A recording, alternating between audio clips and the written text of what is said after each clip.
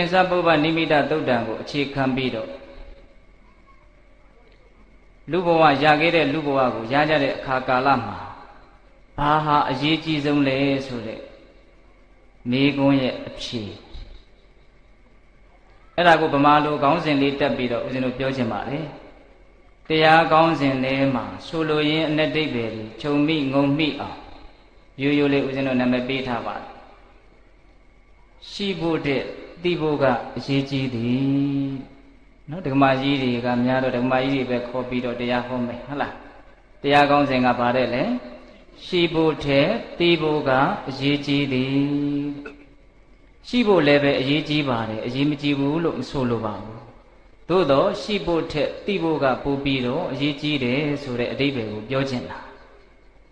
အင်မတန်ဖို့တန်တဲ့ဗမာစကားပုံလေးတစ်ခုရှိတယ်ရှိတာနဲ့သိတာကိုနှိုင်းရှင်ပြထားတာဘယ်သူများပြောနိုင်မလဲမရှိတာတဲ့မသိတာခက်အင်မတန်ကောင်းတဲ့စကားပဲမရှိတာလည်းခက်ပါတယ်လွယ်တယ်လို့မဆိုလိုပါဘူးမရှိရင်အင်မတန်ခက်ပါတယ်မရှိလို့ခက်တယ်ဆိုတာကိုဒီပိဋကတ်ကသိပြီးသားပဲအဲ့ဒါဥစဉ်တို့ကအကျေဝိထာရချက်ပြเสียမလိုဘူးမရှိရင်ခက်မှဆိုလို့ကိုရှိအောင်အမြဲတမ်းကြိုးစားနေရလိုအပ်တာလေးကိုဖြည့်ပြောကျင်တာကမရှိလို့ခက်တာတဲ့မသိလို့ခက်တာကပိုပြီးတော့ကြီးကျယ်ပါတယ်ဆိုတာလေးကိုပြောချင်မရှိလို့ခက်တာကတော့ငယ်ငယ်လေးတွေကစမိဘတွေကသင်ပေးတာကိုပညာသင်နေဘာလို့ဖို့လဲရှိဖို့စီးပွားရှာဖို့တူတူတန်တန်နေနိုင်ဖို့အကုန်လုံးချုပ်လိုက်လို့ရှိရင်ရှိဖို့ကြိုးစားကြတာပဲနော်တခါကြီးမိုင်းများဒါပေမဲ့ရှိဖို့ထက်သိဖို့ကပိုပြီးတော့အရေးကြီးတယ်မရှိတာထက်မသိတာကပိုပြီးတော့ခက်ခဲတယ်သိဖို့ကြတော့လူတွေဟာဦးစားပေးပြီးတော့အလုပ်တစ်ခုလို့သတ်မှတ်ပြီးတော့လုပ်မပေးကြဘူးသာသမီတွေအဲ့ဒီတော့လူသားတွေဟာမရှိလို့ဖြစ်တဲ့ဒုက္ခထက်မသိလို့ဖြစ်တဲ့ဒုက္ခကိုပို့ပြီးတော့ခံစားနေရတယ်လို့ဦးဇင်းတို့ကအဲ့ဒါလို့နားလည်ထားတယ်တခါကြီးဒီမကြီးများကိုလည်းအဲ့ဒါလို့စဉ်းစားစေခြင်းမရှိလို့ဖြစ်တဲ့ဒုက္ခတွေမသိလို့ဖြစ်တဲ့ဒုက္ခကကြီးပါတယ်မရှိလို့ဖြစ်တဲ့ဒုက္ခကိုကုညီရတာလွယ်တယ်မသိလို့ဖြစ်တဲ့ဒုက္ခကိုကုညီရတာအင်မတန်ခက်တယ်နော်တခါကြီးမိုက်များမသိရင်ဘလောက်ခက်မလဲဆိုတာကိုပြည့်စုံအောင်ဦးဇင်းတို့ရဲ့ဉာဏ်နဲ့ကုံအောင်မပြောနိုင်မသိလို့ခက်တဲ့အခက်တွေဟာဘလောက်ပါလို့တိုင်းတာလို့မရဘူးအဲ့ဒါကိုတော့ဦးဇင်းတို့ပုံပေါ်အောင်ကြိုးစားပြီးတော့ပြောပါမယ်နော်မသိရင်ခက်တဲ့အကြောင်းမရှိပေမဲ့လို့မသိရင်မရှိပေမဲ့လို့သိရင်တော့ထိုက်တဲ့လို့လွယ်ကူသွားမယ်ဆိုတဲ့အကြောင်းဒါလေးကိုဦးဇင်းတို့ကပြောကြည့်တော့တရားကောင်းစဉ်ကဗါတဲ့တော့ရှိဖို့တဲ့သိဖို့ကအရေးကြီးသည်တရားတော်ကိုမဟောကြားသေးခင်မနာကြသေးခင်မှာတရားတော်အလုံးကိုဟောကြားတော်မူခဲ့တဲ့ဘုရားရှင်ကိုတော်မြတ်ရဲ့ဂုဏ်တော်ကျေးဇူးတော်အနန္တရှိတဲ့အနက်ကဦးဇင်းတို့နမကာရဘုရားရှိခိုးဆိုတာရှိပါတက္ကကြီးများသိကြလိမ့်မယ်အဲ့ဒီတည်းမှာပါတဲ့ဘုရားရှိခိုးဂါထာတစ်ပုဒ်ကိုကျေးဇူးတော်ရှင်မင်းကွန်းဆိုတော်ဘုရားကြီးအနက်မြန်မှာပြန်ဆိုထားတယ်အင်မတန်ကောင်းတဲ့အနက်ဒိဋ္ဌိတွေနဲ့ပြည့်စုံနေတယ်လို့ယူဆထားတယ်အဲ့ဒါကိုအာယုံဆိုင်ပြီးတော့မြတ်စွာဘုရားကိုကြည်ညိုရင်းနဲ့တရားပွဲကိုစကြရအောင်နော်ဗုဒ္ဓနရနရသမောတရဏံတိတထံပညာပရိပါစုတိယဝိဟာတန္တကာရံအတ္တဘိကာမနရဒေဝဟိတဝန္တံဝန္ဒာမိကာရုဏိကမေကမနန္တညာနံနရနရသမောတရဏံလူယောနတ်ပါမြမအဆုံးတတဝါအလုံးတို့၏ညိုယုံပေါင်းစည်းတခုတည်းလျင်ခိုမီစိကရလီဖြစ်တော်မူပါပေထသောဒီတထမကောင်းလေးရကောင်းလေးရဟုပေါင်းဆက်ရောပြန်သောညာမြလောကတံလေးမုံတိုင်းဝေးလေးမရွေ့မယိုင်ကြောက်စာတိုင်ကဲ့သို့ကြံ့ခိုင်သောစိတ်နှလုံးလေးရှိတော်မူပါပေထသောပညာပရိပါစုတိယရဟတမေဃဝိဇာပညာတသောစီမိရောင်ဖြင့်ဝိဟာတန္တကာရဏမတကသန္တာရဝေဓမ္မယုံနံတရားမှန်ကိုတရားမိန်မေးဖြစ်ခွင့်မပေးပဲအကြီးမောက်ရောင်ပိတ်ကွယ်မှောက်သည်1500ကိလေသာညင်မဲ့မောင်တို့ကဲကိုပြိုခွဲပေါက်တွင်ဝါဒနာနဲ့တကွာရှင်းတော်မူပြီးထသောနရနရသမောတရဏံအတ္ထာဘိကာမနရဒေဝဟိတဝန္တံ လူရဏဓမ္မကြီးနိဗ္ဗာန်ဟုသုံးတန်ကြိုရလိမ့်နိုးနဲ့အာကုလာသူနတ်နယ်လူတို့ရွယ်ကျူမန္တာစည်းပွားကိုကြီးထွားလေအောင်ရွတ်ဆောင်တော်မူပါ၏ထသောကာရုဏိကဟရိယခေါ်နှလုံးတော်ကိုထုတ်ဖော်ပြမှုအကျဉ်သူသည်လေးစုသောမဲ့လေးကျင်သောဘုရားမည်ဆိုကကိုတော်အတမငဲ့ကွယ်ဖဲရရနှုတ်တွင်ဖော်ပြခြင်းသာသို့စဉ်ကလောက်ကြီးမြောက်သောကရုဏာလေးရှိတော်မူပါ၏ထသောဝါရှိတော်မူသောကြောင့်ဧကံမြမနတ်လူသုံးပုံသူတို့တွင်မြည်သူမြမရှင်အသည်မြတ်ကောင်းမှုပုဂ္ဂိုလ်ဒုလိဖြစ်တော်မူပါ၏ထသောအနန္တညာဏံဤ၍ဤမြကနန်းချပြီးမှတ်စသည်ကုံရှိတွေ့ကြုံသည်အဆုံးတိုင်ငါမရှိရသာမဟာပြင်းကြီးတွေအစိမ့်တိညာနာကျေးဇူးဂုဏ်ဝတ္ထုတို့ဖြင့်ချီးကျူးလောက်လုံးပြည့်စုံတော်မူပါ၏ထသောဗုဒ္ဓံသစ္စာလေးရတရားမြတ်ကိုလက်ပေါ်တင်တာပရမညာကဲ့သို့ပြတ်သားတင်သိမြင်ပေတာဘုရားရှင်ကိုယ်တော်မြတ်ကြီးကိုမေယံတရားဟောပုဂ္ဂိုလ်တရားနာပုဂ္ဂိုလ်ခေါ်ဆိုပညတ်ပရမမမှုယုံနာနှဖျားဖြစ်ကြပါသောဘုရားတပည့်တော်တို့သည်ဝိနေဝနာမှာကာယဝစီမနောကြည်၍သုံးလီတော်ရပနာမဖြင့်ဒုက္ခယုကျိုးလက်စုံမူကရှိခိုးဥညွတ်ပါ၏မြတ်စွာဘုရားဣတိတရားကောင်းစဉ်လေးမှတ်မိသေးလားဗါတဲ့တော့ရှိဖို့တဲ့သိဖို့ကအရေးကြီးသည်တဲ့အဲ့ဒါကိုတစ်လုံးချင်းပြောကြရအောင်ဒီကနေစပြောမလဲဆိုလို့ရှိရင်ရသော်ဘုရားပြင်စပုဗ္ဗနိမိတသုတ်တံဆိုပြီးတော့ဦးဇင်းတို့ယဟန်တော်တွေကိုဟောကြားထားတဲ့သုတ်တံတစ်ခုရှိပါတယ်အဲ့ဒီသုတ်တံလေးရဲ့အကျဉ်းချုပ်ကနေပြီးတော့အစချပြီးတော့ပြောကြည့်မယ်အခါတစ်ပါးမြတ်စွာဘုရားဟာယဟန်တော်တွေကိုမိန့်ကြားတယ်ချက်သားတို့တာဝရိန္ဒာနတ်ပြည်မှာရှိတဲ့နတ်တွေစုတေဂာနီးရောက်လို့ရှိနမိတ်ကြီး၅မျိုးထင်ရှားစွာပြလာတယ်တဲ့အဲ့ဒါဘာလေးလဲဆိုတော့အဲ့ဒီသေတော့မဲ့နတ်ပန်ထားတဲ့နတ်ပန်းတွေဟာညှိုးနှမ်းသွားတယ်အဲ့ဒီနတ်ဝစ်ထားတဲ့အဝိဒ္ဒဇာဟာညှိုးနှမ်းသွားတယ်အဲ့ဒီနတ်ရဲ့ဂျိုင်းကြားကနေပြီးတော့ချွေးတွေဟာယူစီကျလာတယ်အဲ့ဒီနတ်ရဲ့အယောင်အဝါတွေဟာညှိုးမိန်လာတယ်အဲ့ဒီနတ်ဟာအဲ့ဒီနတ်ပြည်မှာနေရတာမပျော်တော့ဘူးအဲ့ဒါလို့ဆိုလို့ရှိရင်ဘေးကနတ်တွေဟာဒီနတ်ကတော့သုတိသိကြပြီးတော့ဘဝကူးတော့မှာပဲလို့သိတဲ့အခါကျတော့အတူတူနေခဲ့တာကိုထောက်ထားပြီးတော့ကျေးဇူးတရားရှိတာကိုထောက်ထားပြီးတော့သွားပြီးတော့ပြောကြတယ်စကားသုံးခုပြောတယ်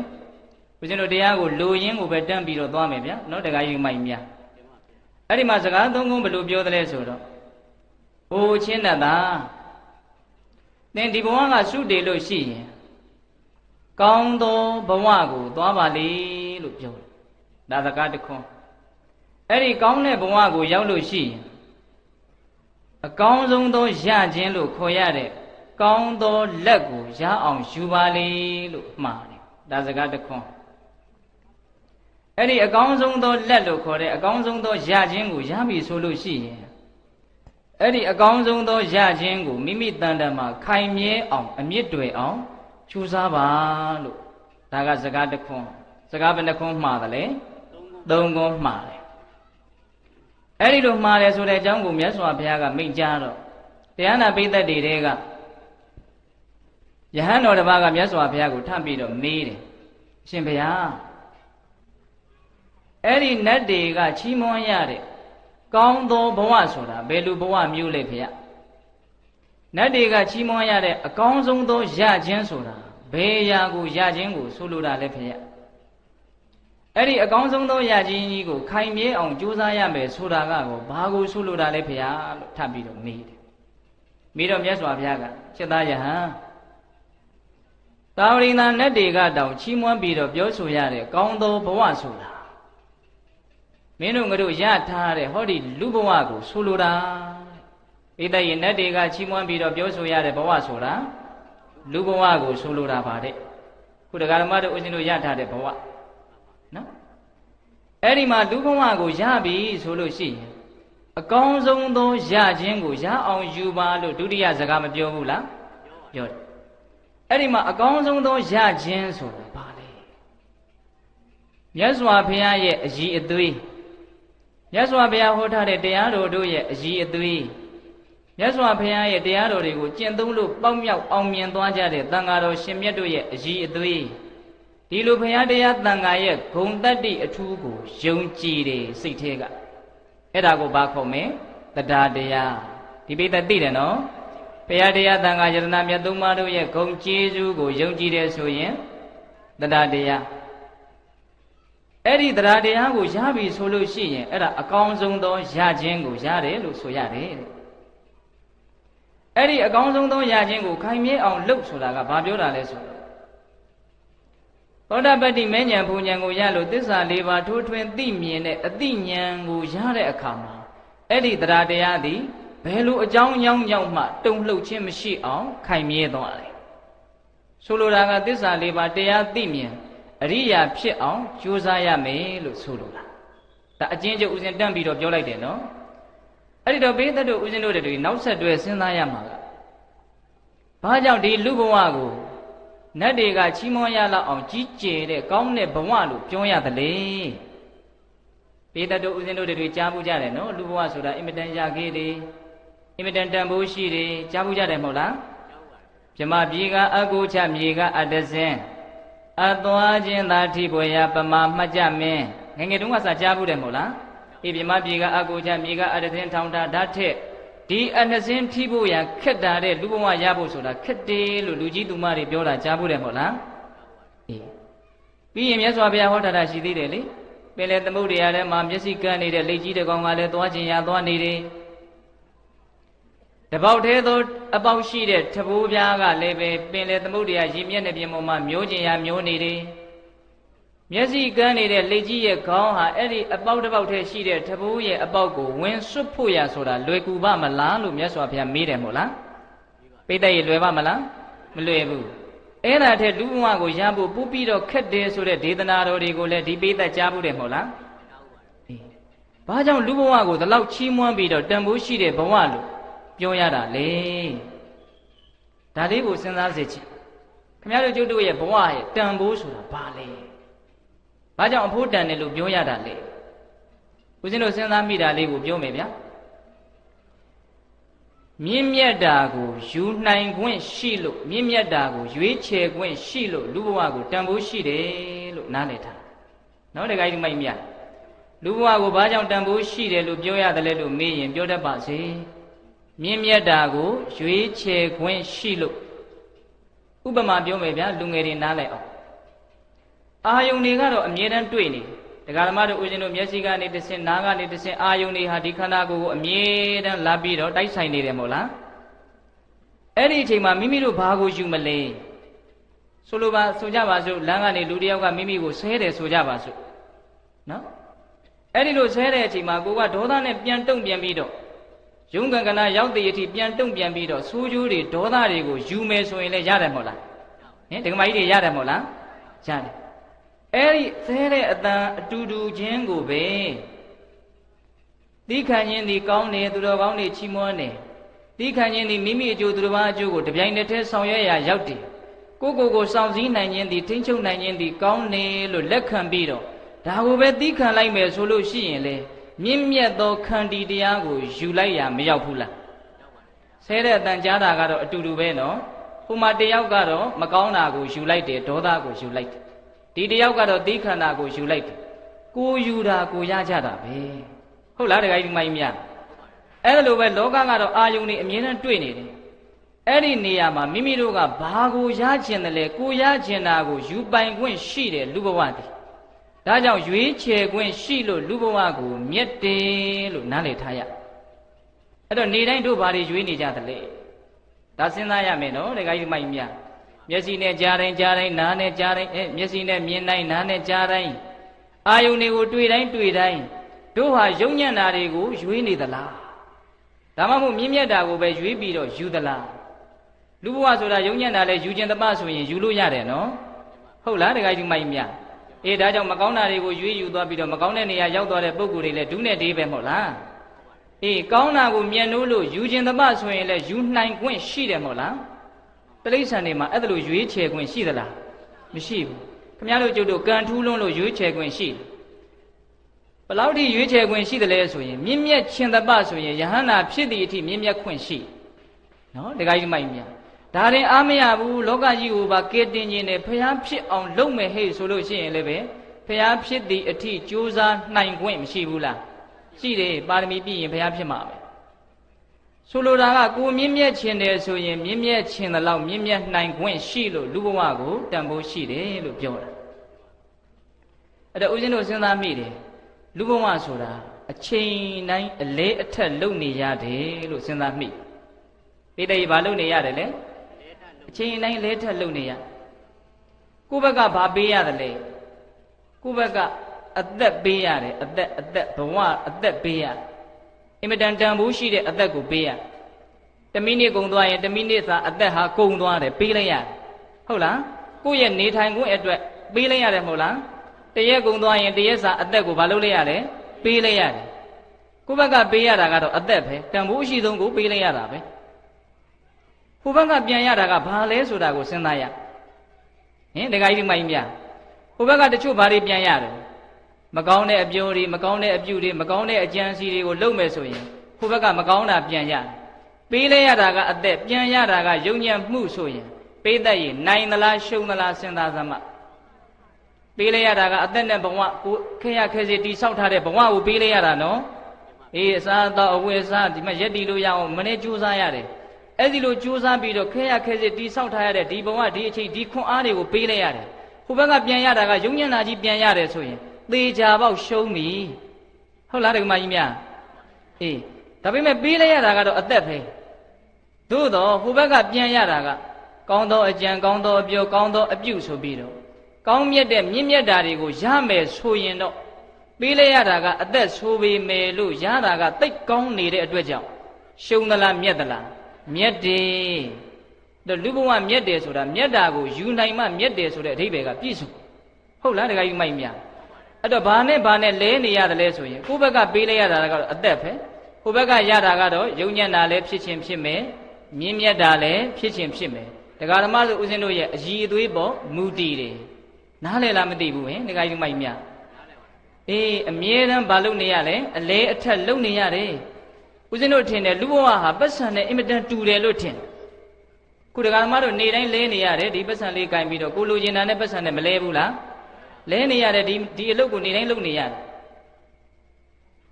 ်အဲ့ဒီမှာပတ်စံရဲ့တန်ဖိုးဆိုတာကိုလိုချင်တာနဲ့လဲလိုက်ရတဲ့အချိန်မှာအထွတ်ထိပ်ကိုရောက်တယ်ဒီတိုင်းထားရင်ပတ်စံကတန်ဖိုးရှိတယ်လို့လည်းပြောရခက်တယ်တန်ဖိုးမရှိဘူးလို့လည်းပြောရခက်တယ်ဒီငွေကြောင့်မို့လည်းပဲတချို့အသက်ခံရတယ်ဒီငွေကြောင့်မို့လည်းအမျိုးမျိုးဆင်းရဲပြီးတော့ဒီငွေကြောင့်မို့ပဲစိတ်ဆင်းရဲတာတွေအများကြီးလည်းဖြစ်နေသေးတယ်အဲ့တော့ပတ်စံရဲ့တန်ဖိုးဆိုတာကိုလိုချင်တာနဲ့ကောင်းတာလေးနဲ့လဲလိုက်ရတဲ့အချိန်မှာပတ်စံရဲ့တန်ဖိုးသည်အထွတ်ထိပ်ကိုရောက်သွားတချို့ဒီပတ်စံနဲ့ပဲမူရစေဝါတို့အရက်သေးသားတို့သုံးဆွဲလိုက်မယ်ဆိုရင်ဒီပတ်စံကိုကောင်းတဲ့ပတ်စံလို့ပြောနိုင်မလားမပြောနိုင်သိပြီးတော့ဘုဒ္ဓနာကိုဝဲပြီးတော့သုံးဆောင်မယ်ဆိုရင်ကောင်းတဲ့ပတ်စံလို့ဒါမျိုးလို့ရအဲ့တော့လူဘဝဆိုတာအဲ့ဒီငွေကြီးနဲ့အင်မတန်တူတယ်လို့ထင်ဒကာဓမ္မတို့ဦးဇင်းတို့တွေဘာကိုရွေးပြီးတော့ယူမလဲငွေမရှိရင်တော့ကြိုက်တာကိုရွေးယူခွင့်ရှိသလားမရှိဘူးဒီတော့ငွေဆိုတာတကယ်တမ်းကတော့လုတ်ပိုင်ခွင့်ဟုတ်လားဒကာကြီးမိုင်များကိုဘာကိုရကျင်တယ်လဲဆိုတာကိုလဲထက်ခွင့်ငွေမှရှိတယ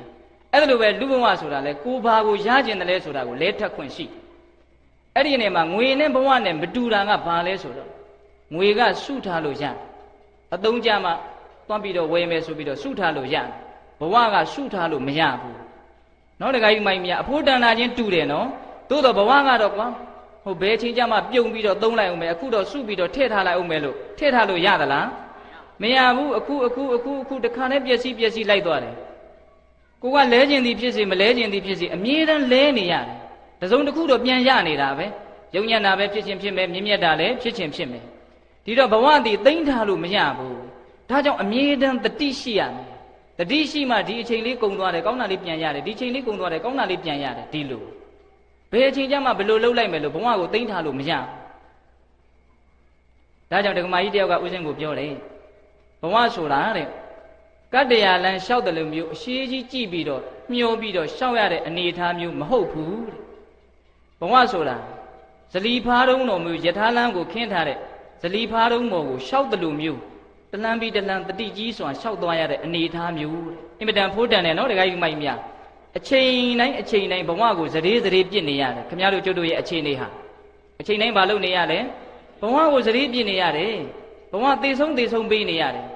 အဲ့ဒီအချိန်မှာကိုကဘယ်လိုအမှုမျိုးဘယ်လိုအလုပ်မျိုးဘယ်လိုကံမျိုးကိုယူလိုက်ရတယ်လေရလိုက်တယ်လေဘယ်လိုမျိုးစဉ်မျိုးကိုစီးပူးမိလိုက်တယ်လဲဆိုတာအရေးမကြီးဘူးလားအရေးကြီးတယ်တချို့မကောင်းတာတွေရသွားတယ်တချို့ကောင်းတာတွေရသွားတယ်အဲ့ဒီမှာလူဘဝရဲ့တန်ဖိုးဆိုတာအဲ့ဒီကောင်းတာကိုယူနိုင်ခွင့်ရှိခြင်းသည်လူဘဝရဲ့တန်ဖိုးအမလေးကြိုးစားပြီးတော့ပြောလိုက်ရတာဟင်ဒီကဟိတုမကြီးများဟုတ်လားတလူဘဝကိုတန်ဖိုးရှိတယ်လို့ဘာကြောင့်ပြောရတာလဲဆိုရင်ပိဋကတို့ဒါဦးဇင်းတို့စဉ်းစားကြရအစကလေးကိုပေးလိုက်ပါတယ်နော်မြင့်မြတ်တာကိုရွေးချယ်ခွင့်ရှိလို့အခဏသုတ်တံမှာမြတ်စွာဘုရားကဗြဟ္မစရိယဝါတာယမြင့်မြတ်တာကိုကျင့်သုံးခွင့်ရှိလို့ကိုးခုမြောက်အခွင့်အရေးပြည့်စုံနေတဲ့လူဘဝလို့ချီးကျူးပြီးတော့ဟောထားနောက်တခါဒီမကြီးများဒါကြောင့်နတ်တွေကတောင်ကောင်းနေလို့ချီးမွမ်းရတဲ့ဘဝသည်ဘယ်ဘဝလဲလူဘဝအမြဲတမ်းအလဲထက်လုပ်နေရပါတယ်အမြဲတမ်းစရေနေရပါတယ်ဘာကိုပြန်ရတယ်လဲဆိုတာကိုစဉ်းစားပြီးတော့မြင့်မြတ်တာကိုယူပြီးတော့ဘဝကိုမရှုံးအောင်တနည်းအားဖြင့်မယုံညံ့အောင်မြတ်တယ်ဆိုတာအဓိပ္ပာယ်နှမျိုးရှိတယ်နော်မရှုံးရင်လည်းမြတ်တယ်လို့ပြောတယ်မဟုတ်လားနိုင်ရင်လည်းမြတ်တယ်လို့ပြောတယ်နော်အေးပြီးရင်မယုံညံ့ဘူးဆိုရင်လည်းမြင့်မြတ်တယ်လို့ပြောတယ်မဟုတ်လားအေးအဲ့ဒါလိုမျိုးမြင့်မြတ်အောင်အရှုံးမရှိအောင်နိုင်အောင်ကြိုးစားရမယ်ဟုတ်ပြီလားအဲ့ဒါလောက်တန်ဖိုးရှိတဲ့လူဘဝကိုရထားတဲ့အခိုက်အတန့်မှာအကောင်းဆုံးသောရခြင်းဆိုတာအကောင်းဆုံးသောလက်ဆိုတာဗါတဲ့လေခုနကတော့အကျဉ်းမြင်ပြောပြီးသားတရားတရားအကောင်းဆုံးသောရခြင်းဆိုတာဗါတဲ့လေတရားတရားတရားဓမ္မတို့ဦးဇင်းတို့နေတိုင်းရှားနေတယ်နော်ဘာတွေရှားပြီးတော့ဘာတွေရတယ်လဲဆိုတာကိုစီသစ်တဲ့အဲ့ဒီရလာတာတွေထဲမှာဘယ်အရာကိုရခြင်းဒီအကောင်းဆုံးသောရခြင်းလဲဆိုတာဒီနေရာမှာမြတ်စွာဘုရားရဲ့ဉာဏ်တော်ကိုမှီပြီးတော့အဖြေမှန်ထုတ်တဲ့ရမယ်ဘုရားကတော့ပြောထားတယ်ယုံကြည်မှုကိုရခြင်းသည်အကောင်းဆုံးသောရခြင်းတရားထဲမှာအဲ့ဒါကိုရလိုက်ရတာသည်အကောင်းဆုံးပဲတဲ့ယုံကြည်မှုဘာကိုယုံမှလဲမြတ်စွာဘုရားရဲ့အည်သွေးကိုယုံတယ်ဘုရားမှာမြင့်မြတ်တာတွေစင်ကြယ်တာတွေအပြည့်ရှိတယ်လူကျင်တာတွေမမောတာတွေမရှိဘူးဟုတ်လားစိုးရိမ်တာတွေဝမ်းနေတာတွေပူဆွေးတာတွေမရှိဘူးဘုရားအကုန်လုံးသိတယ်တရားလုံးစုံကိုသိတယ်အစရှိသဖြင့်ဘုရားရဲ့ရည်သွေးကိုယုံရင်ပါခေါ်မယ်တရားတရားအဲ့ဒီမှာမြတ်စွာဘုရားပြောထားတာကတော့တထာဂတဘဝေတိဒေဓမ္မဝိနေယသတ္တံပတိလပတိတထာဂတဘဝေတိတေဘုရားရှင်ကိုယ်တော်မြတ်ဟောကြားတော်မူသောဓမ္မဝိနေယတရားသဖြင့်ဆုံးမ၍ထားသောတရားတော်မြတ်၌သတ္တံယုံကြည်ခြင်းကိုပတိလပတိရ၏ဘုရားဟောထားတဲ့တရားဒေသနာတွေတနည်းအားဖြင့်ဘုရားရဲ့စကားတော်တွေကိုပြောထားရင်ပြောတဲ့အတိုင်းစိတ်ထဲကယုံနေဆိုလို့ရှိရင်တရားတရားလို့မြတ်စွာဘုရားကိုယ်တော်တိုင်အဲ့ဒါဖွင့်ပြထားအဲ့ဒီသုတ်တံမှာပဲနော်တထာဂတပဝေတိတိဓမ္မဝိနယေသတ္တံပတိလပတိအဲ့ဒါဆိုလို့ရှိရင်အမျက်ဆုံးသောရခြင်းကိုရတယ်တဲ့ဒီနေရာမှာဦးဇင်းတို့ဖွင့်ထပ်ပြီးတော့ဦးဇင်းတို့နည်းနည်းလေးပြောချင်တာကကိုယ့်ရဲ့အည်သွေးကိုကိုယုံရင်လည်းပဲတရားတရားဘယ်သူရဲ့အည်သွေးကိုဘယ်သူယုံရမှာလဲကိုယ့်ရဲ့အည်သွေးကိုကိုယုံရမှာကိုယ့်ရဲ့အတွင်းတန်တမှာကိုယ့်ကိုဆင်းရဲစေတတ်တဲ့အင်မတန်ယုံညံ့တဲ့ဓာတ်တတိတွေထွက်လာနိုင်တယ်အကုသိုလ်တွေကိုပြောတာနော်အဲ့ဒီအကုသိုလ်တွေဟာကိုယ့်ကိုဆင်းရဲအောင်လုပ်နိုင်တယ်လို့ယုံရမယ်နားလည်ထားရမယ်အဲ့ဒါဆိုရင်အဲ့ဒါကိုတားဖို့လို့နဲအောင်လုပ်ဖို့လို့နော်တခါကြီးမိုက်မြကိုယ့်ရဲ့အတွင်းတန်တမှာပဲကိုယ့်ကိုချမ်းသာအောင်အစသာရာရာအထက်တန်းကြအောင်အဆင့်မြင့်ပေးမဲ့ဓာတ်တတိတွေဟာကိုယ်အတွင်းတန်တမှာပဲရှိနေတယ်လို့ယုံကြည်ရမယ်ကုသိုလ်တရားကိုပြောတာလူတွေဟာကိုယ့်ရဲ့အည်သွေးကိုမယုံတဲ့အခါကျတော့သူများကိုသွားပြီးတော့အားကိုးတယ်သူများစီမှာကိုယ့်အတွက်အားကိုးစရာဘာမှမရှိဘူးနော်တခါကြီးမိုက်မြကြောက်စရာတွေဟာလည်းကိုယ့်ရဲ့အတွင်းတန်တမှာပဲရှိတယ်အားကိုးစရာဟာလည်းကိုယ့်ရဲ့အတွင်းတန်တမှာပဲရှိတယ်ငါတန်တမှာပဲငါကိုဆိုးအောင်လုပ်နိုင်တဲ့အစွမ်းတွေရှိတယ်ငါတန်တမှာပဲငါကိုကောင်းအောင်လုပ်နိုင်တဲ့အစွမ်းတွေရှိတယ်လို့စိတ်ထဲကယုံကြည်ထားတယ်ဆိုရင်ဒီလူကိုတရားတရားတွေဟူသောအမျက်ဆုံးကိုရတယ်လို့ပြောလို့ရတယ်သဘောပေါက်တယ်နော်အေးအဲ့တော့အမျက်ဆုံးသောရခြင်းဆိုတာဘာလဲတရားတရားကိုရတာ။ကိုင်းအဲ့ဒီအမျက်ဆုံးသောရခြင်းကိုရပါပြီဆိုတော့တတိယဘာလို့ရမှာလဲခိုင်မြဲအောင်ကြိုးစားရမယ်တဲ့ မူလဇာတံအမြင့်တွေအောင်ကြိုးစားရမယ်တန်လာခိုင်မြဲအောင်ကြိုးစားရမယ်သုတ်ပတိဋ္ဌိတာကောင်းစွာတည်တတ်အောင်ကြိုးစားရမယ်ဆိုလိုတာကဘာလဲသစ္စာ၄ပါးကိုမဲ့ဉဏ်ဖူဉဏ်ဖြင့်ထိုးထွင်းပြီးတော့မဲ့ဉဏ်ဖြင့်ထိုးထွင်းပြီးတော့သိအောင်ကြိုးစားရမယ်လို့ပြောပုထုဇဉ်အနွယ်ကိုဖြတ်ပြီးတော့အရိယာဇက်ကိုရောက်အောင်ကြိုးစားရမယ်လို့ပြောတာအဲ့ဒီလိုသစ္စာ၄ပါးကိုထိုးထွင်းသိမြင်တဲ့အသိနဲ့ပေါင်းရမှဒီတရားတရားသည်ခိုင်မြဲတဲ့အဆင့်ကိုရောက်တယ်တရားဓမ္မတို့ဦးဇင်းတို့အခုဟောသူနာသူနှစ်ဦးသားဟာပုထုဇဉ်တွေနော်ပုထုဇဉ်တွေဆိုတော့ကိုယ့်ရဲ့တရားတရားဟာခိုင်မြဲတယ်လို့ပြောလို့ရမလားမရဘူးနော်တရားတရားဟာမခိုင်မြဲဘူးတုံလှုပ်เสียအကြောင်းတစ်စုံတရာတွေ့လာရင်တုံလှုပ်မှာအဲ့တော့ဒီနေရာမှာမြတ်စွာဘုရားကခိုင်မြဲအောင်ကြိုးစားပါဆိုတာကသိအောင်ကြိုးစားပါလို့ပြောတာသိတယ်ဗါတဲ့တော့သိအောင်ကြိုးစားရသိအောင်ကြိုးစားဆိုတာကအဆင့်အမျိုးမျိုးရှိ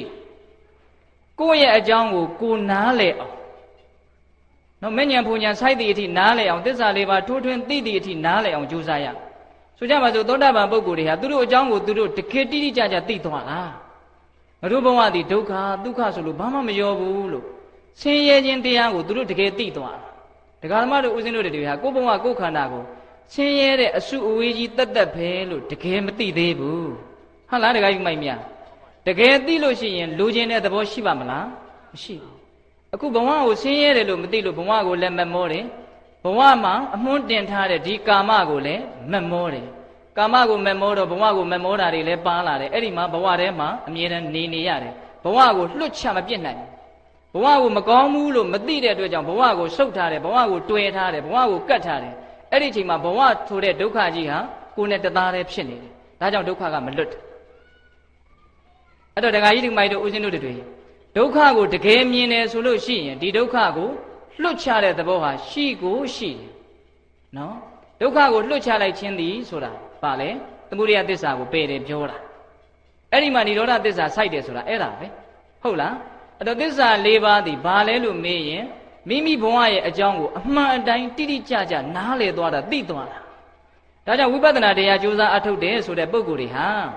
ကိုယ်ဘဝကိုယ်အကြောင်းကိုသိအောင်တတိထားပြီးတော့စိတ်တွေဖြစ်တိုင်း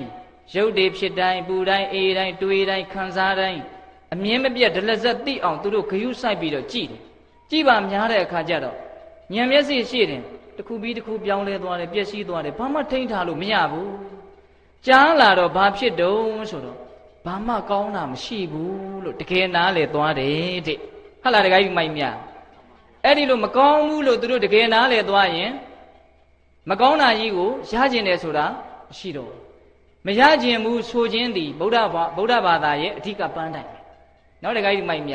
ရကျင်လို့ဖြစ်ကျင်လို့လိုကျင်လို့ဆင်းရဲနေကြတာတူကိုလေဆင်းရဲတာတွေဖြစ်ပြီဆိုလို့ရှိရင်ရကျင်တာကြောင့်ဆင်းရဲတာအဲ့တော့ရကျင်တာဘာကြောင့်ရကျင်တယ်လဲဆင်းရဲမှမသိလို့ရကျင်တာအဲ့ဒီတော့လောဘကိုချုပ်အောင်လုပ်ကြပါစို့ဆိုတဲ့နေရာမှာဒုက္ခကိုသိခြင်းမှတပါဒုက္ခလောဘကိုချုပ်အောင်လုပ်တဲ့နည်းတခြားမရှိဘူးအဲ့ဒီဒုက္ခကိုသိအောင်ကလည်းပဲအမြင်မပြတ်တတိနဲ့ကြိုးစားပြီးတော့ဒုက္ခကိုမြင်လာအောင်တတိထားရတယ်ပထမအဆင့်အနိစ္စကိုမြင်တယ်ပြီးရင်အနိစ္စမြင်မှများလာရင်ဒုက္ခတို့အနတ္တတို့ဆိုတာတွေဟာမြင်လာတယ်တဲ့ဟုတ်လားတကယ်ကြီးမိုက်မြအဲ့ဒါလို့မြင်လို့ဘဝဟာဒုက္ခပဲလို့အရိယာဉာဏ်ဆိုင်အောင်ဆုံးဖြတ်ချက်ချနိုင်ရင်ဘာဖြစ်ပြီလဲတရားတရားသည်အသိဉာဏ်နဲ့ပေါင်းရတဲ့အတွက်ကြောင့်ခိုင်မြဲသွားတယ်ဟုတ်ရလားတရားတရားဘာနဲ့ပေါင်းရလို့ခိုင်မြဲသွားတာလဲအသိဉာဏ်နဲ့ပေါင်းရလို့ခိုင်မြဲသွားတာအဲ့ဒီလိုခိုင်မြဲသွားပြီဆိုလို့ရှိရင်ဘယ်သူကမှသူ့ကိုလှုပ်ရှားအောင်လုပ်လို့မရတော့ဘူးသူ့တန်တန်မှာသူ့တရားနဲ့သူနေလို့ရသွားပြီသိသွားပြီပေါ့ဆိုလိုတာကအဲ့ဒီလိုအသိရှိသွားရင်တရားတရားလဲခိုင်မြဲတယ်အစသရာရာသူ့တန်တန်မှာကောင်းမြတ်တာတွေဟာရှုဝေးသွားတယ်ဒါလေးနဲ့ပတ်သက်ပြီးတော့ဦးဇင်းတို့နည်းနည်းပြောခြင်းနဲ့ဦးဇင်းတို့မြတ်စွာဘုရားလက်ထက်ကရာဇကြုံမြို့မှာအင်မတန်ဆင်းရဲတဲ့လူတစ်ယောက်ရှိဆွေမရှိဘူးမျိုးမရှိဘူးမိဘမရှိဘူးသားသမီးမရှိဘူးမိသားစုမရှိဘူးပစ္စည်းဥစ္စာဘာမှမရှိဘူးခန္ဓာကိုယ်ကလည်းပဲနူနာယောဂါတကိုယ်လုံးဆွဲကပ်နေတယ်အဲ့ဒါသူဘယ်မှာနေရတော့ဆိုတော့သူများရဲ့အိမ်ဇက်ကလေးမှာသူများရဲ့ဒီအုတ်နံရံလေးမှာမှီးပြီးတော့နေရတယ်ညတိုင်ရောက်လို့ရှိရင်ဆေးလည်းမကုနိုင်တဲ့အတွက်ကြောင့်သူ့ရဲ့နူနာတွေယောဂါတွေကထကြွလာတော့အမြဲတမ်းအော်ဟစ်ညည်းညူနေရတယ်ဒါကြောင့်ညတိုင်မှာသူနဲ့နီးတဲ့အိမ်တွေဟာအိတ်ကောင်းခြင်းမအိပ်ရဘူး သူများကိုနိုးကြားစေလို့သူ့ရဲ့နာမည်ကိုသုပ္ပဗုဒ္ဓလို့နာမည်ပေးတယ်အဲ့ဒါအမေကမှဲ့ပေးတဲ့နာမည်မဟုတ်ဘူးအရက်ကဝိုင်းပြီးတော့ပေးတဲ့နာမည်သုပ္ပဗုဒ္ဓကမြတ်စွာဘုရားရဲ့တိဋ္ဌထမင်းသားရဲ့ရောက်ခမကလည်းဗာလဲသုပ္ပဗုဒ္ဓနော်အဲ့ဒီသုပ္ပဗုဒ္ဓမဟုတ်ဘူးအဲ့ဒီသုပ္ပဗုဒ္ဓလူနုဟာလေတနေ့တော့မြို့ထဲကိုအစာအာဟာရတစ်ခုတလေရမြန်းရမလားဆိုပြီးတော့သွားလာလူစုလူဝေးပေးသက်ကြီးကိုမြင်တော့ဟိုနေရာကအစာဝေနေတာနဲ့တူတယ်ဆိုပြီးတော့သူသွားတာအဲ့ဒီမှာဖြစ်ချင်တော့မြတ်စွာဘုရားကတတ္တဝါတွေကိုတရားရည်အေးအမြိုက်ဆေးတိုက်ကျွေးနေတာအဲ့ဒီမှာသူပေးသက်အစွန်ကနေထိုင်ပြီးတော့မြတ်စွာဘုရားရဲ့တရားကိုနားစိုက်ပြီးတော့သူထောင်ကြည့်နော်အဲ့ဒီမှာသူဘာဖြစ်တုံးဆိုတော့တူတူပြောကြစို့ကိုယ့်ရဲ့အကြောင်းကိုကိုကောင်းကောင်းသိသွားတယ်ယခုနကလိုသစ္စာ၄ပါးကိုသူသိသွားတယ်တရားသံကိုကြားမယ်ပရတောဂောသယောနိသောမနတိကာရနှလုံးသွင်းလဲမှန်မယ်ဇာဆိုရင်တမ္မာဒိဋ္ဌိဖြစ်တယ်အဲ့ဒီတမ္မာဒိဋ္ဌိဒီကြီးထွားသွားလို့ရှိရင်အရိယာမဉ္ဇဉ်ဘုံဉဏ်ထိကိုရောက်သွားတယ်အဲ့ဒီအကြောင်းနှစ်ချက်နဲ့ညီတဲ့အတွက်ကြောင့်သုပ္ပဗုဒ္ဓဘာဖြစ်သွားပြီလဲသောတာပန်ဖြစ်သွားတယ်သစ္စာလေးပါးသိပြီးတော့ငါဆိုတာမရှိဘူးဒုက္ခပဲရှိတယ်လို့သူသိသွားတယ်ခုတရားဓမ္မတို့ဦးဇင်းတို့တွေကငါရှိတယ်သူရှိတယ်လို့ပဲသိတယ်ဒုက္ခရှိတယ်လို့ကတစ်ခါတစ်ခါမှပဲသိတယ်ကိုယ်အလိုမကျတာတွေဖြစ်မှဒုက္ခလို့ထင်တာကိုဟုတ်လားတရားယူမိုင်းမြအဲ့ဒီမှာသုပ္ပဗုဒ္ဓကသူမှဘာမှမရှိဘူးနော်ပစ္စည်းလည်းမရှိဘူးကျမ်းမာရေးလည်းမပြည့်စုံဘူးဆွေမရှိမျိုးမရှိဘာမှလူတွေတန်ဖိုးထားတာဘာမှမရှိဘူးနော်ဘာမှမရှိပေမဲ့လို့အတိကိုရတဲ့အခါကျတော့သူ့ရဲ့စိတ်ထဲမှာပီတိနဲ့ပြည့်နေတယ်တဲ့ဒါအံ့ဩစရာသိကောင်းဒါကြောင့်လူတယောက်ကိုဆင်းရဲတယ်ချမ်းသာတယ်ဆိုတာအပေါ်ယံကြည့်ပြီးတော့ဝေဖန်ဖို့သိခက်တယ်နော်တရားယူမိုင်းမြခုသုပ္ပဗုဒ္ဓကိုအပေါ်ယံကြည့်နော်ဆွေမရှိမျိုးမရှိလူတွေကောင်းတယ်ထင်တာတခုမှမရှိသို့တော့သူ့ရဲ့စိတ်ထဲမှာတော့ဘာနဲ့ပြည့်နေတယ်လဲပီတိနဲ့ပြည့်နေတယ်တဲ့ဝမ်းသာနေတယ်ဝမ်းမြောက်နေတယ်ကြည်နူးနေတယ်ချမ်းသာနေတယ်အဲ့ဒီတော့သူဘာဖြစ်တော့ဒီချမ်းသာဘယ်သူကြောင့်ရတော့မြတ်စွာဘုရားကြောင့်ရတာအဲ့ဒါနဲ့မြတ်စွာဘုရားကိုကျေးဇူးတင်လွန်းလို့သူချမ်းသာနေပါပြီဘုရားအရှင်ဘုရားရဲ့ကျေးဇူးကြောင့်တပည့်တော်ချမ်းသာနေပါပြီဒါကိုပြောကျင်လွန်းလို့မြတ်စွာဘုရားကြီးကိုသွားမယ်ဆိုတော့ရှေ့မှာဂုံသေးရှိတဲ့ပေးသက်ကခန်းနေတယ်သူသွားလို့မရအဲ့ဒီမှာမြတ်စွာဘုရားလည်းကြောင်းတော်ပြန်ကြွပေးသက်တွေလည်းအကုန်ပြန်သွားပြီဆိုတော့မှသုပ္ပဗုဒ္ဓကအချိန်ယူပြီးတော့ဂိုင်းငါရထားတဲ့ချမ်းသာကိုမြတ်စွာဘုရားကိုငါသွားလျှောက်မယ်ဆိုပြီးတော့သွားတာဘုရားရဲ့ကြောင်းတော်ကိုလိုက်တယ်အဲ့ဒီမှာတရားမင်းကဒီသုပ္ပဗုဒ္ဓလူလူဒီသိပ်ပြီးတော့ဆင်းရဲတယ်အခုသူတရားကိုသိသွားတယ်ဘယ်နဲ့လဲသူ့ရဲ့ယုံကြည်မှုဒီခိုင်မြဲမှုရှိရလားအဲ့ဒါကိုစမ်းမယ်ဆိုပြီးတော့တရားမင်းကကောင်းကင်ကနေပြီးတော့သုပ္ပဗုဒ္ဓကိုပြောတယ်သင်ဟာအင်မတန်ဆင်းရဲတယ်နော်တဲ့သင်ကိုနူနာယောဂပြအောင်လဲလုပ်မယ်စီးစိမ်နဲ့ပြည်စိမ်အောင်လဲပဲငါဖန်တီးပေးမယ်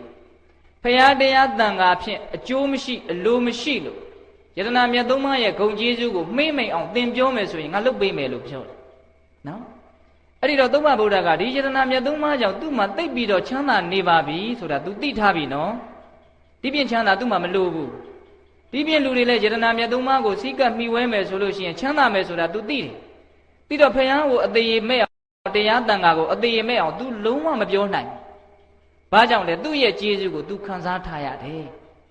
နော်ဘုရားတရားတန်ခါကိုအသေးမဲ့အောင်ပြောတယ်ဆိုတာယတနာမြတ်သုံးပါးရဲ့ကျေးဇူးကိုမခံစားဘူးလို့ပြောကြတာဟုတ်လားတခါကြီးမိုင်းမြခုကျေးဇူးကို तू ခံစားထားတာဆိုတော့ तू ပြောနိုင်မလားမပြောနိုင်ဘူးအဲ့ဒါနဲ့ तू မော့ကြည့်သင်မစုတော့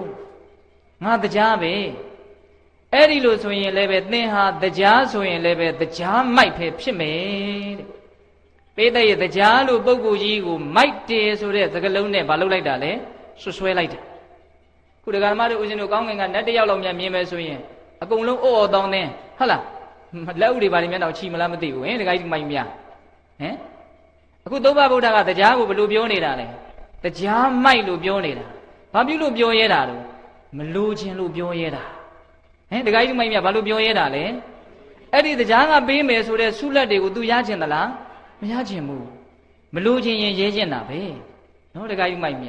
တစုံတစ်ခုမျှော်လင့်နေတယ်ဒီလူစီကတစ်ခုခုရခြင်းတယ်ပစ္စည်းမှမဟုတ်ဘူးနော်ဒီလူစီကအရေးပေးမှုကိုရခြင်းတယ်မေတ္တာကိုရခြင်းတယ်ဘာပဲရခြင်းချိုးသားတဲ့စကားလေးကိုရခြင်းတယ်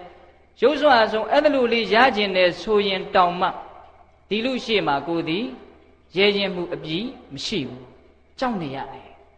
ဘာကြောင့်ကြောက်နေရတယ်လဲလို့မေးရင်တစုံတစ်ခုကိုမျှော်လင့်နေလို့ကြောက်နေရ ဟုတ်လားတခါကြီးမိုင်းမြဒီစကားလေးကိုအိမ်ရောက်ရင်တိတိကျကျစဉ်းစားအဲ့တော့သုဗ္ဗဗုဒ္ဓကအသိရှိသွားတဲ့အခါကျတော့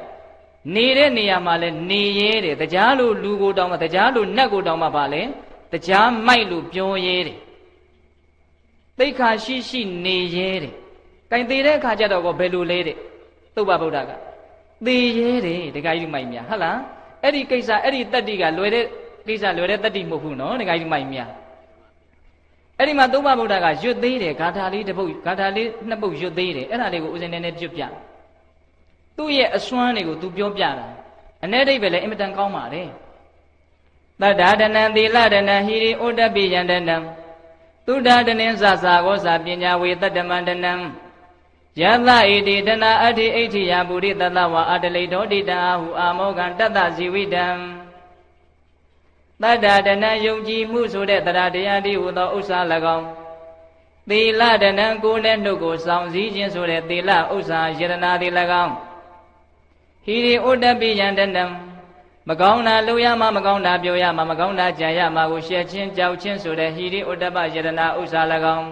၄မျိုးရှိသွားပြီတတိလေးနဲ့နားထောင်တော့တရားကတော့မြန်မြန်သွားမှာပဲနော်မှီအောင်လိုက်ဟလာတခါကြီးမိုက်မြတတ္ထာဒနံယုံကြည်မှုတည်ဟူသောဥစ္စာယရနာ၎င်းသီလဒနံကိုနဲ့နှုတ်ကိုဆောင်စည်းခြင်းဆိုတဲ့သီလယရနာဥစ္စာ၎င်းဟိရိဩတ္တပိယတနံမကောင်းတာလုပ်ရမှာပြောရမှာကိုရှက်ချင်းကြောက်ချင်းဆိုတဲ့ဟိရိဩတ္တပယရနာဥစ္စာ၎င်းစာကိုစပေကံစွန်ကျဲလူဒန်းခြင်းဆိုတဲ့ဒါနစာကယရနာသည်၎င်းတုတံမြတ်စွာဘုရားဟောကြားတော်မူသောတရားဒေသနာတော်တို့ကိုအကြအမြင်ဘဟုတုတများခြင်းဆိုတဲ့တုတယရနာ၎င်းတတ္တမံခုနှစ်ခုမြောက်သောပညာယုတ်တရားနံတရားခန္ဓာ၅ပါးတို့သည်အမြဲမရှိဆင်းရဲ၏အနှစ်သာရမရှိလို့လက္ခဏာရည်သုံးပါးကိုထိုးထွင်းသိမြင်တဲ့ပညာယရနာ၎င်းဘယ်နှပါလဲ